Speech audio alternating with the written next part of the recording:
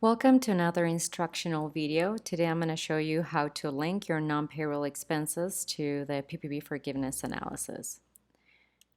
More specifically, I'm going to show you how to search for those transactions in the transaction analysis, how to register for mortgage, rent, or utility expenses, upload documents to attach to the transactions, and how to update the calculator. So let's head to the application. And the first thing that I need to point out is that this functionality is for clients whose data can be integrated with more reporting. If that's not the case, then you won't be able to access or to link to any transactions. You simply won't have any data from your client in more reporting.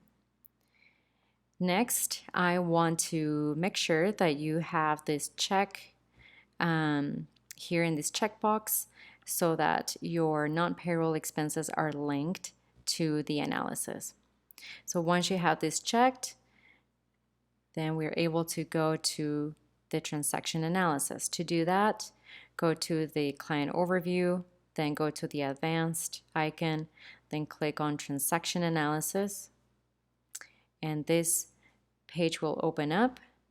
And what you need to do is, since there are so many transactions per client, you'll search here for the transactions. You can sort it by date. So what I'm going to do is sort it from April to May 31st, which is already in place. And then I'm going to go to the accounts and I'm going to choose in the expenses. I have the equipment expense, facilities rent. I think that's what I'm going to do for now, just for the example. So then the next thing to do is to assign these transactions to the right category. So we have equipment expense. I'm going to add them to utilities. Let's suppose that that goes there. Then we have facilities rent. Then we have more equipment expense. They all are going to utilities. And then we have the last facilities rent. Then you need to save the mappings. So you're going to save these transactions so that you can link them to the PPP forgiveness analysis.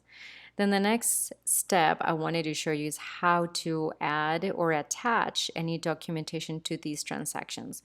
So as you can see here, we have a transaction with 2 files already.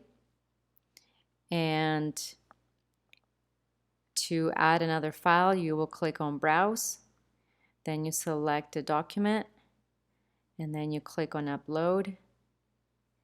And then you close.